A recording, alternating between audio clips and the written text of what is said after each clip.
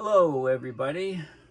I'm Paul Beckwith, and I'm going to chat a little bit about what's been happening in Antarctica recently. So, just earlier today, a new paper came out that confirms abrupt changes are underway in Antarctica. You don't need a peer-reviewed scientific paper to see that there's been abrupt changes in Antarctica. Basically, the sea ice around Antarctica was increasing about 1.5% per decade from 1970 onwards. But in 2015, something broke in the system and the sea ice has collapsed. It's dropped off a cliff around Antarctica since 2015. A few years prior to 2015, there was record high levels of sea ice in the winters around Antarctica. Since 2015, there's been numerous years with record lows. So the whole system has changed.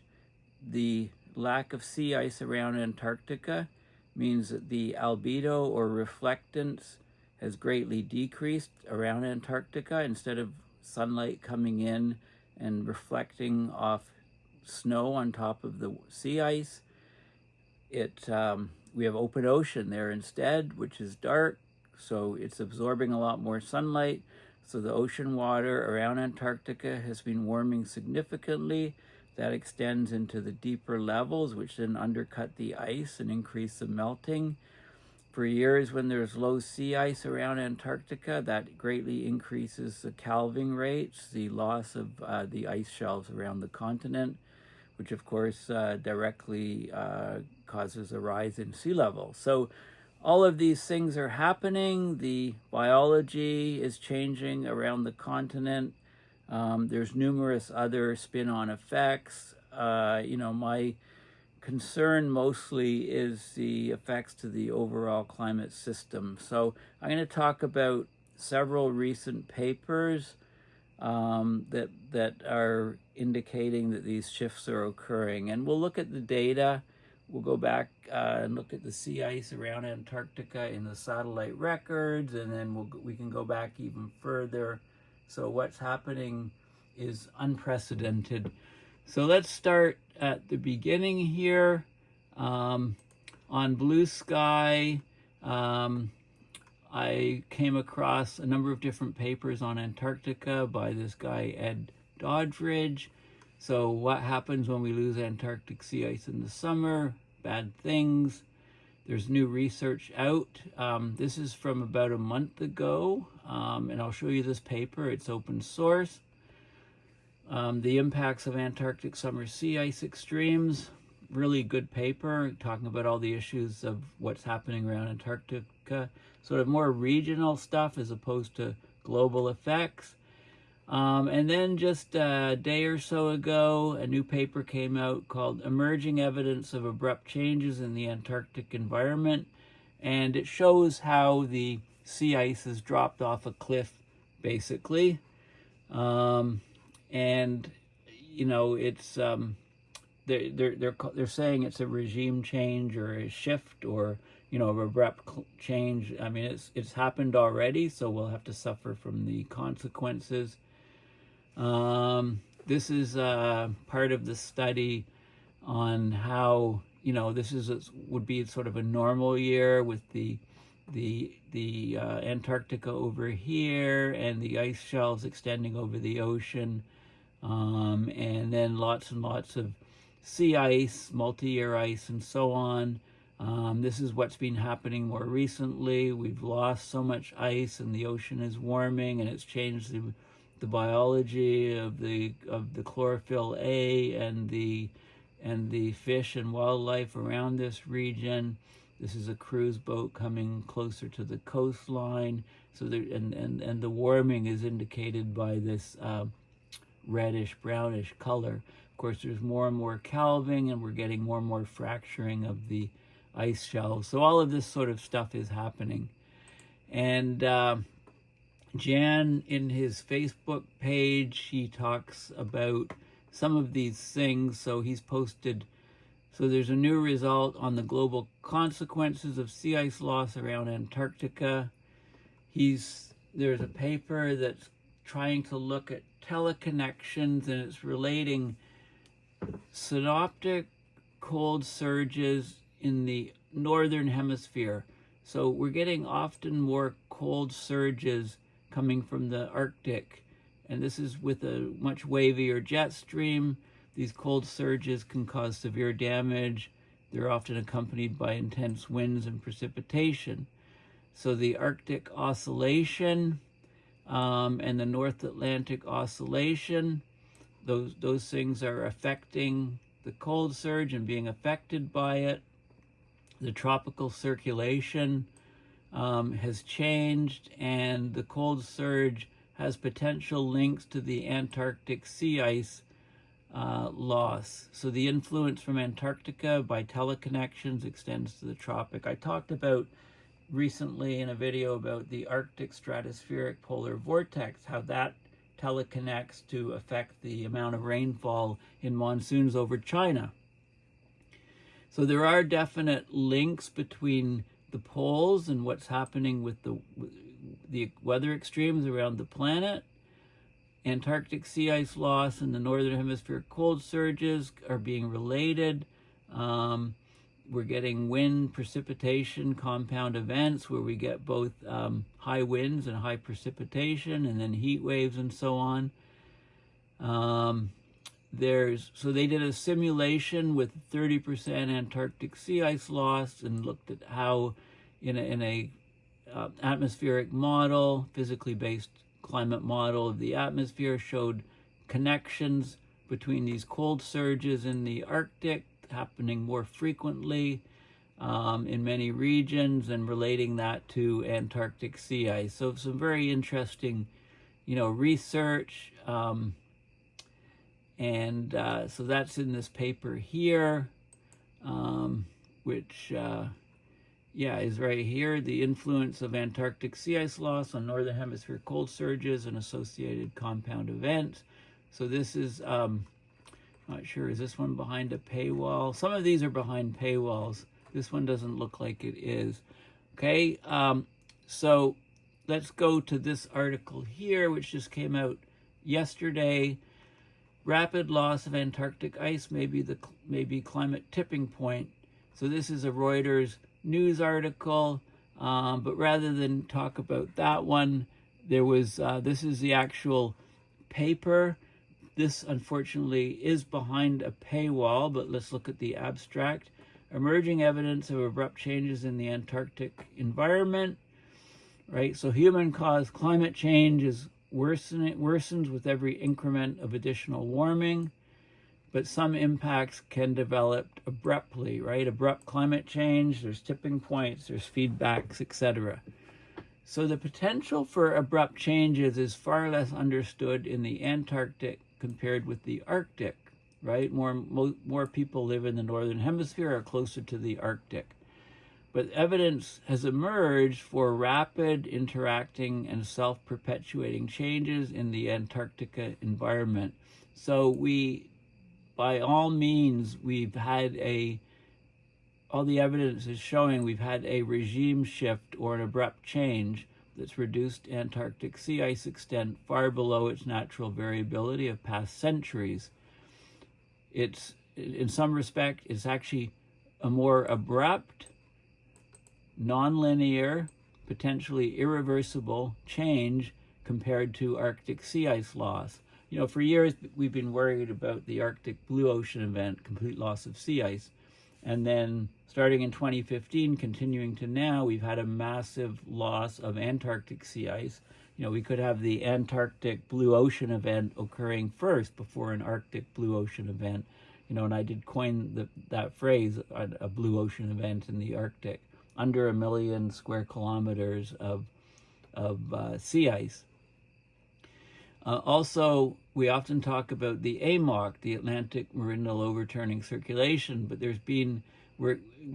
we've had a marked slowdown in Antarctic overturning circulation that's expected to intensify this century. It may be faster than the anticipated Atlantic Meridional Overturning Circulation slowdown. So with all eyes being on the Arctic, the Antarctic looks like it's coming back to bite us. The tipping point for unstoppable ice loss from the West Antarctic Ice Sheet. Now, a lot of the ice on the West Antarctic Ice Sheet is sitting on bedrock well below sea level. So the warming ocean around Antarctica, which is resulting from less and less sea ice, gets under the ice, and we can have massive melt rates from the West Antarctic Ice Sheet. This is a big concern. If the AMOC actually shuts down, the tropics will warm, the waters around Antarctica will warm greatly, and we're likely to get an irreversible, unstoppable collapse of the West Antarctic Ice Sheet. That's even under best case CO2 emissions reduction pathways. So we're playing with fire here. That would potentially initiate global tipping cascades.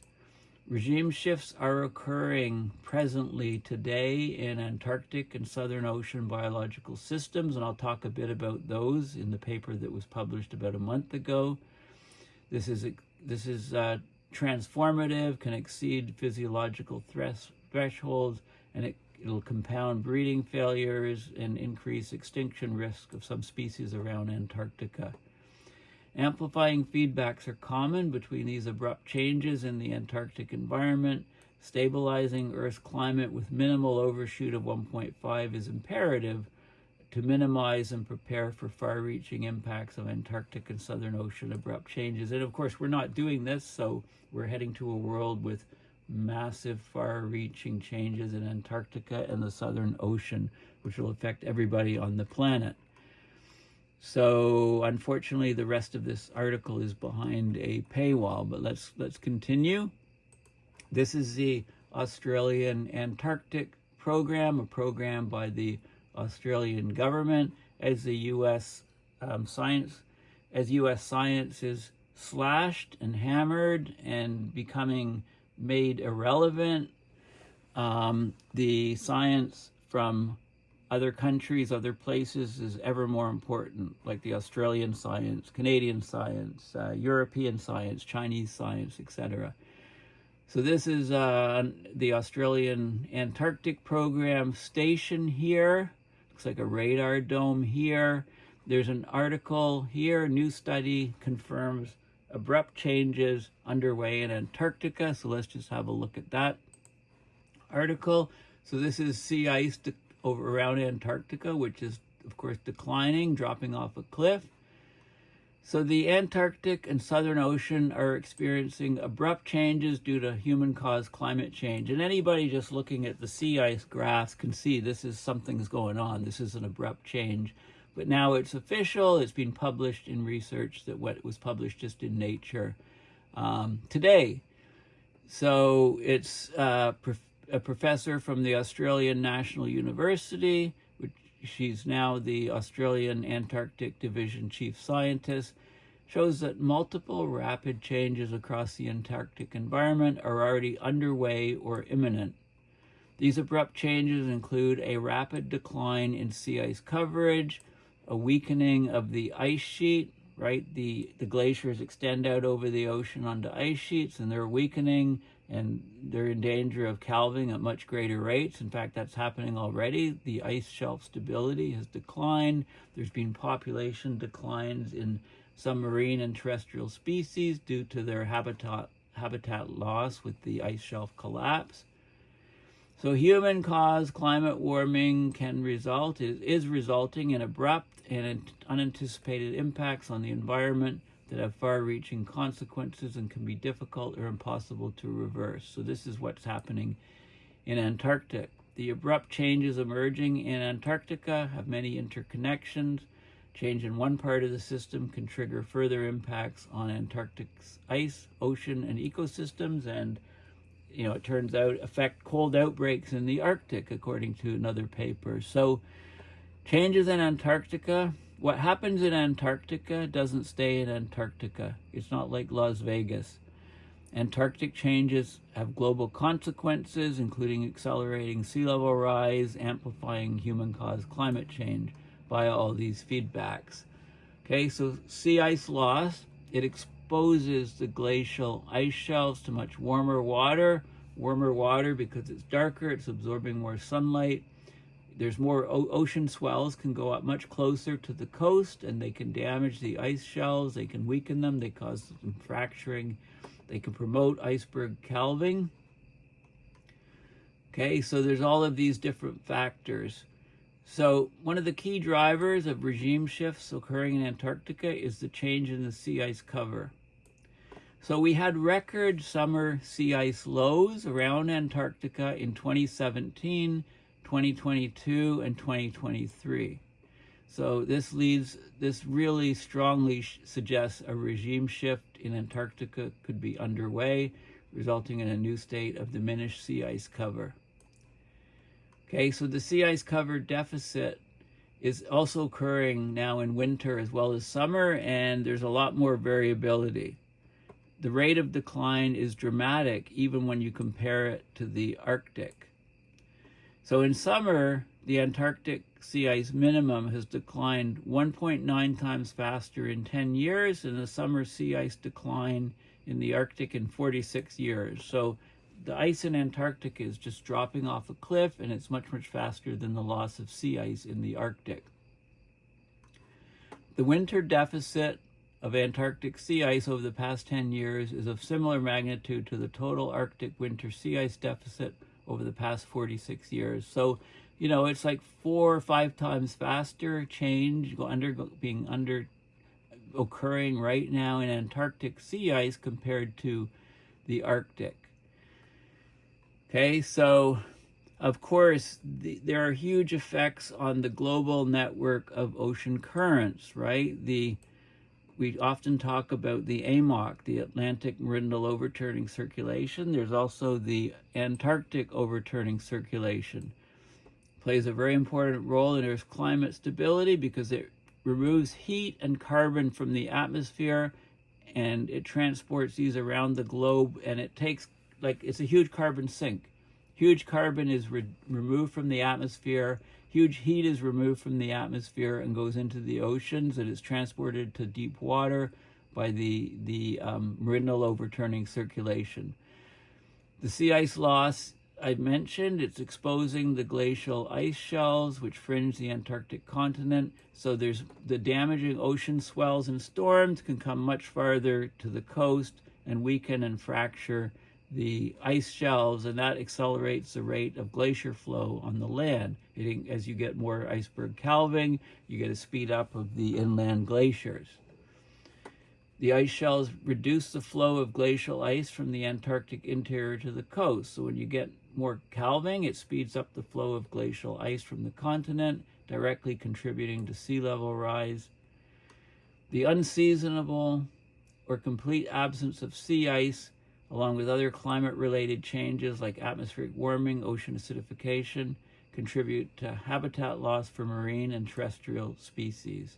So it mentions the emperor penguins. They need the land-fast ice, sea ice, so ice is attached to the ice shelves and to the land to raise their chicks. And phytoplankton species are changing in nature. So all of these things are causing huge problems around Antarctica, okay? And I'm going to talk about this paper, which is open source, The Impacts of Antarctic Summer Sea Ice Extremes. It was just published on July 1st of this year. Okay, but before I do that, let's go back to this article here, because there's a couple diagrams. This is the Reuters article. There's a couple diagrams of here. So this shows the declining cover. So what it is we've got data from satellites from the late 70s, and you can see an increase.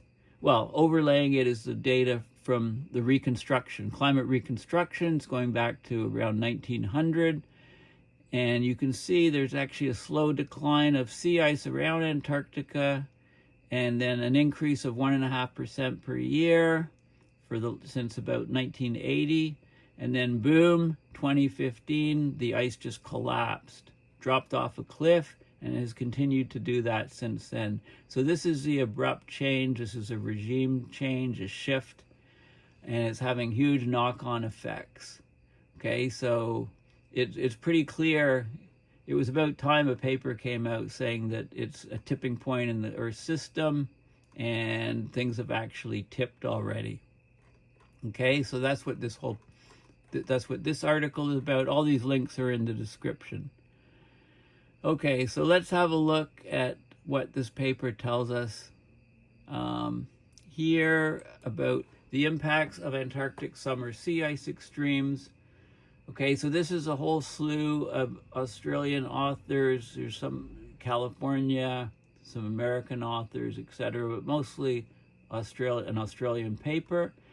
Antarctic sea ice plays many crucial roles in the physical environments and ecosystems of Antarctic and the Southern Ocean. So they look at the physical effects, the biogeochemical, ecosystem, and societal impacts of summers with extremely low Antarctic sea ice coverage. These extreme events result in the loss of multi-year land-fast ice, so sea ice that clings to the ice shelves and lasts from year to year. So we're getting a change in sea ice seasonality. Following extremely low sea ice events, we find surface warming of the Southern Ocean greatly increases, right, because of the albedo. It's much darker, absorbs more sunlight. That reduces the formation rate of Antarctic intermediate water. So it slows down the vertical mixing, so because the water is lighter at the surface, right? And when the ice melts, it puts in fresh water around the continent, which is lighter than salty water. So the downwelling, there's less downwelling, therefore there's less heat taken up by the ocean and less carbon captured. So the sinks can actually greatly reduce. The Southern Ocean sink can greatly reduce. The warmer water undercuts the ice shelves. It leads to greater ice shelf calving. As sea ice area decreases, ice shelf calving goes way up. Years with less sea ice show increased calving. That's already being seen. Prolonged open water affects the magnitude and seasonality of the surface phytoplankton blooms around Antarctica. That carries up to higher trophic levels in the food chain and the trophic levels of life. And you get habitat loss and changes to prey availability. So extreme sea ice lows adversely impacts krill, which is a foundational prey species, relies on sea ice for nourishment and refuge. The loss of stable land-fast ice in the spring and summer hampers Antarctic operations, resupply missions. It's very detrimental to the penguin populations. So understanding what's going on with the sea ice extremes is very important to what's happening in Antarctica and the Southern Ocean, but I would say also it carries to the rest of the planet. Okay, so Antarctic sea ice has been changing. In the last decade, we've observed both record highs and record lows in the sea ice coverage, so a lot more variability. Often systems show a lot more variability before they snap, before they break. These extreme ice events have huge impacts across physical, ecological, and societal systems, from ocean warming, increased iceberg calving rates, to habitat loss. And it's a huge problem. It's a huge problem. So I think in this, so we have some good diagrams in here. So sea ice, of course, forms at the interface between the atmosphere and ocean. It's seasonally variable. It's a crucial part of the climate system. Plays a key role in the Southern Ocean and ecosystems.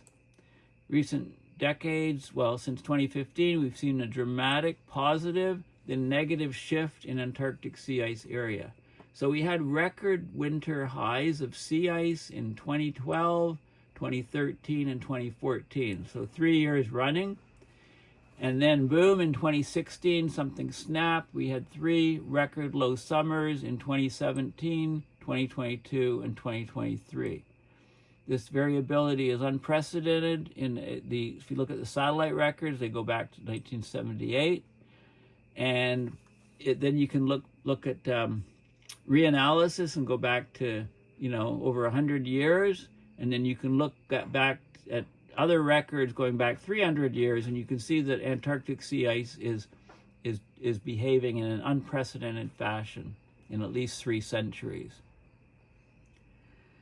And so this is causing more and more extreme events, and there's more and more effects. The high albedo of the near ubiquitous snow cover makes sea ice important for setting local ocean mixed layer temperature. The global energy balance comes into play, right? How much the Southern Ocean takes up heat and climate active gases, the greenhouse gases, including CO2. Sea ice protects Antarctic shells from damaging ocean swells, has huge implication for global sea level rise, and not to mention the habitat, the biology of the region. So there's numerous feedback mechanisms and nonlinear interactions.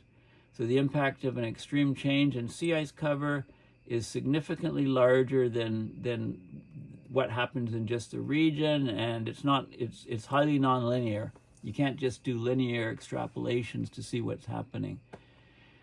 Right? Within the physical climate system, of course, sea ice reflects much more incoming solar energy than open water, so that sea ice loss leads to ocean warming via the ice albedo feedback mechanism. So then you get further acceleration of sea ice loss. Okay, the ocean provides a memory to the coupled ocean sea ice atmosphere system. So sea ice and ocean temperature anomalies may survive and carry through for several years. There's persistence involved. Okay, so there's all of these other different factors. So let's just have a look at some of the data. So this is the sea ice Antarctica. This is satellite derived around Antarctic time series for sea ice parameters, 1979 to 2023, the satellite era. So this is the sea ice minimum, the area, and this is in millions of square kilometers. So you can see the minimum. There has been variability, and then 2015. This is 2013, 14. Well, this is 2010, 11, 12, 2012, 13, 14, 15. Okay, the blue bars, the 4 blue bars. So 2015 is the last one. So the sea ice minimum dropped off a cliff, and it's been continuing to go down since 2015. So abrupt change. Is it irreversible? It's looking like it may be. You know, a new regime change or shift.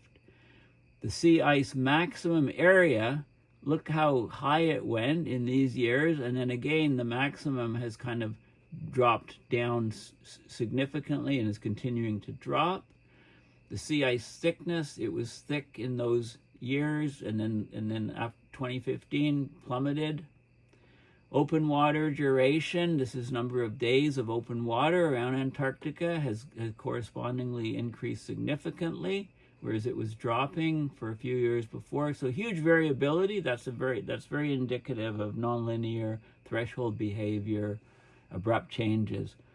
Coastal exposure. This is the exposure of the coast and the number of kilometer times days of indicating coastal exposure going way up, meaning there's more ice shelf fracturing, more calving, etc.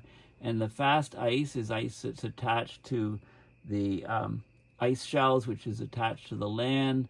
The area of fast ice is greatly decreasing. So much less ice attached to the coastlines. Huge oceanic impacts in terms of there's warming and salinity changes to at least 400 meters. Right? There's changes in the vertical mixing, changes in everything. So you can model sea ice responses, temperatures along coastlines greatly increasing with less sea ice. The ice shells are affected because extreme low sea ice events leads to warmer Antarctic surface water, right? You don't have the sea ice reflecting solar radiation. You get the dark water absorbing it. Water heats up. It increases exposure of the Antarctic coastline to ocean swells. The ocean swells can then fracture the ice shelves and greatly increase the calving, right? The ice shelves also buttress the grounded ice on the interior of the continent. So as you lose ice shelves, the glaciers sitting on the land start moving faster. You get a cascading melting of ice. There's effects on the primary productivity, what's happening. So this is this is showing you the change in the ice shelf exposure. So these areas, the exposure is increased around most of the continent. There's some regions where the exposure is actually decreased.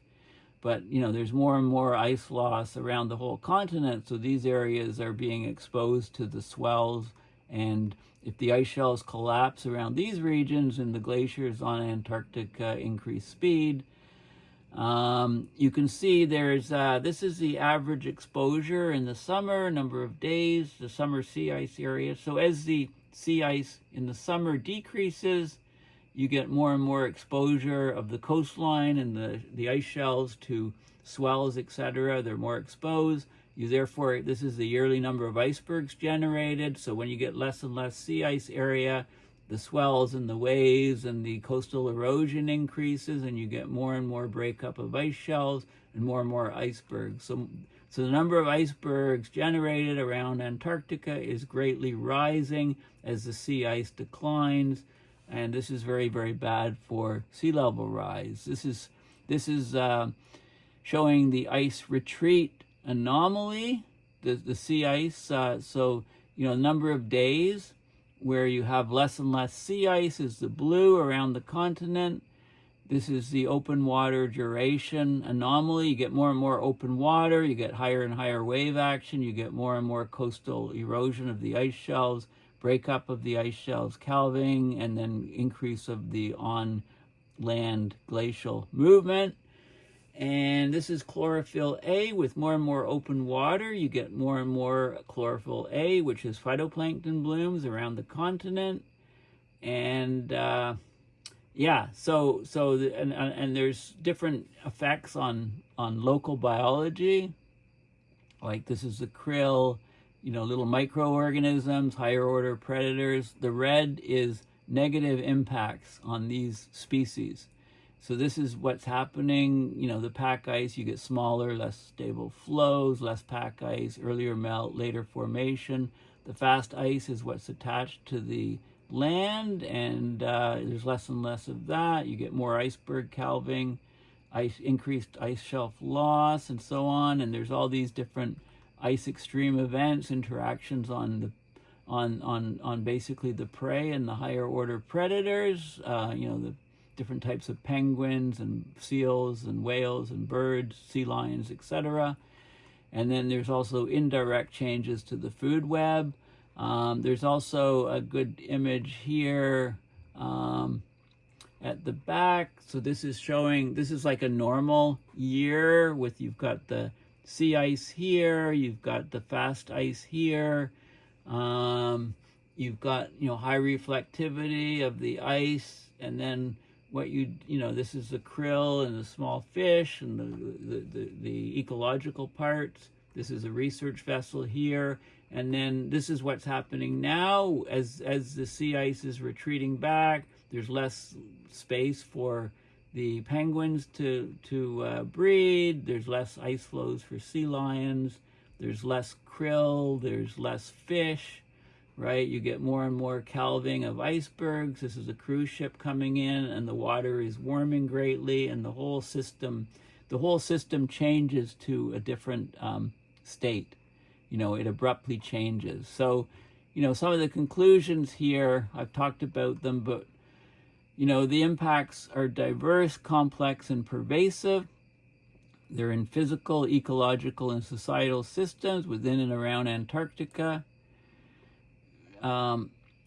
There's a huge things are happening. I mean, we've had abrupt change down in Antarctica. We've passed a tipping point for Antarctic sea ice, and now we have to see what the repercussions are. So the satellite observational record of Antarctica is pretty short. It started in 1978, but there was a 120-year reconstruction of sea ice extent based on atmospheric data, and a fully independent 300-year construction based on ice core data, and it's showing us what's happening since 2015 is unprecedented. Okay, and it's having a huge impact in surface freshwater flux versus salty water, the density of the Southern Ocean water masses, the vertical mixing, the formation rate of the Antarctic intermediate water, melting water temperatures, iceberg calving rates, right? Everything is changing down in that region, and it affects the whole planet. Like I said, what happens in Antarctica doesn't stay in Antarctica. It's not like Las Vegas. Okay, so there's a lot of really good stuff. The links are going, I'll provide the links to everything that I've talked about in this video. Please consider going to my website, paulbeckwith.net, and donating to PayPal to support my research and videos. Thanks again, and bye for now.